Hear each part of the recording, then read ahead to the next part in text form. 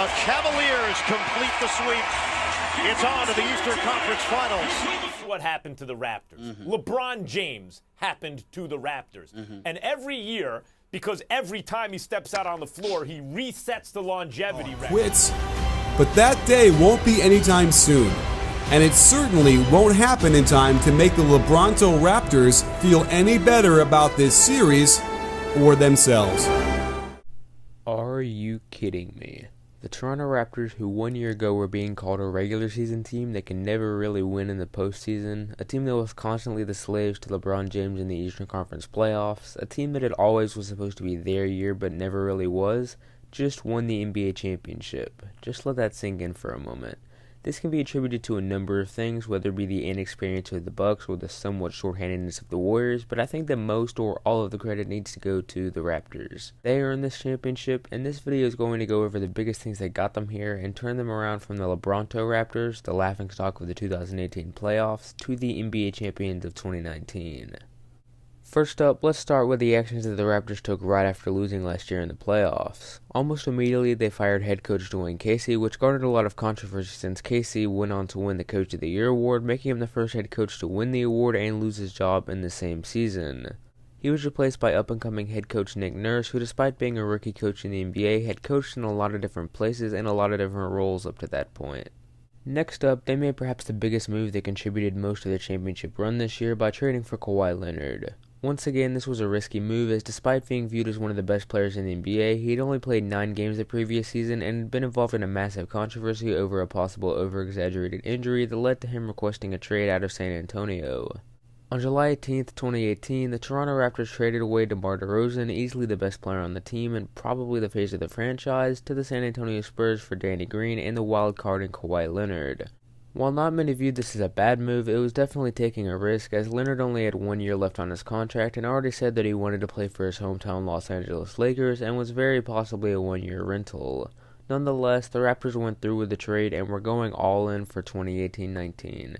Moving on into the regular season, the Raptors didn't do a ton of things, but were pretty consistently one of the best teams in the league. The Kawhi Leonard trade paid off beautifully, and he had the best year of his career up to that point. For most of the season, he was viewed as an MVP candidate, and as the silent yet spectacular leader, he led the team to a season that, despite not having as many wins as before, was pretty clearly different than years past. The team didn't feel like the fundamentally sound feel-good team that, despite solid regular season play, didn't have a star-studded team fit for the playoffs, and instead legitimately looked like contenders and definitely showed up against their competition. On November 29th, the Raptors hosted the widely feared and overwhelming championship favorite Golden State Warriors. Toronto was off to a blazing hot 18-4 start and was on a 6-game winning streak, and the Warriors came in with a 15-7 record, but were on a 3-game winning streak of their own. Needless to say, they played a fantastic game, and Kawhi Leonard and Kevin Durant scored a combined 88 points, and Pascal Siakam also showed off how much he had progressed into the phenomenal player he was this year by scoring a career-high 26 points in an intense overtime game where the Raptors held off the Warriors 131-128, showing that they had the talent to hang with Golden State in long and grind-out games like this. The Raptors went on to beat the Warriors again later in the season, as well as winning games against other contending teams like the 76ers, Thunder, Celtics, and Bucks. The Raptors did slightly cool down, if you could even call it that, and on February 8th, sitting at second place in the Eastern Conference with a 40-16 record, they traded away veteran big man Jonas Valanciunas for another veteran big man in the Grizzlies' Marc Gasol. This was done in an attempt to add a little more defense to the team and help boost the offense, and it did just that. The Raptors finished the season 58-24, and despite finishing a seed lower and winning one less game than 2018, Toronto looked extremely strong going into the postseason.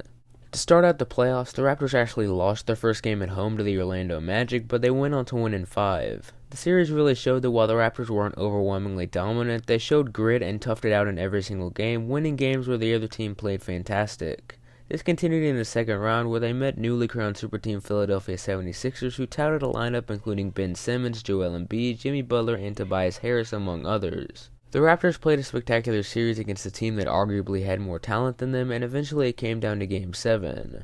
Tied up at 90 apiece with 4 seconds left, Kawhi Leonard caught the inbound, dribbled straight to the right corner, put up a shot, and... Dagger!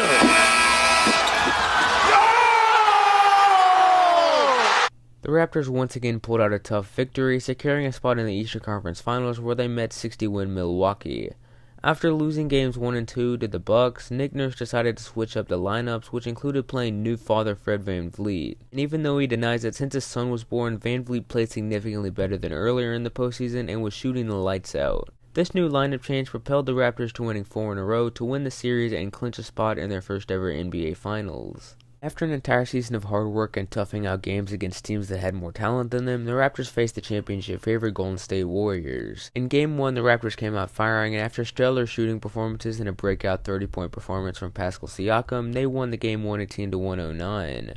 In Game 2, Golden State won on an 18-0 run in the third quarter, and despite a comeback attempt by the Raptors, Andre Iguodala hit a clutch three-pointer that he probably shouldn't have taken, and the Warriors tied it up 1-1. The next 2 games for Toronto, though, were fantastic. Going into Oracle Arena, where the Warriors are at their best, the Raptors won 2 straight games to take a 3-1 lead on the Golden State Warriors. Other than a 47-point game from Stephen Curry in Game 3 and some strong shooting from Klay Thompson, Toronto pretty much shut out the Warriors. This shocked a lot of people, and it looked like the Raptors were well on their way to a championship. Then came Game 5.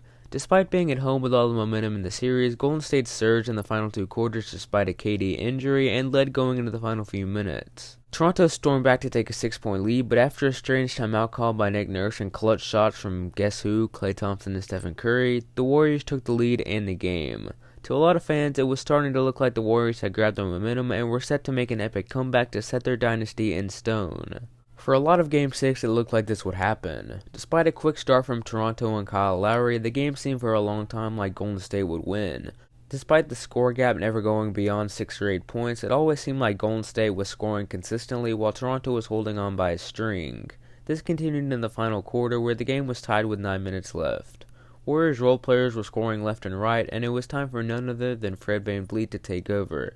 In the final 9 minutes of the fourth quarter, Papa VanVleet hit 3 3-pointers to eventually take the lead over Golden State, a lead that they would never give up. After a missed shot by Stephen Curry and a lot of free throws, the Toronto Raptors were officially crowned NBA champions for the first time in their team history. In retrospect, this championship run was crazy and frankly unexpected. Firstly, the Raptors had never really been looked at as real contenders, and now they're the last contender left standing.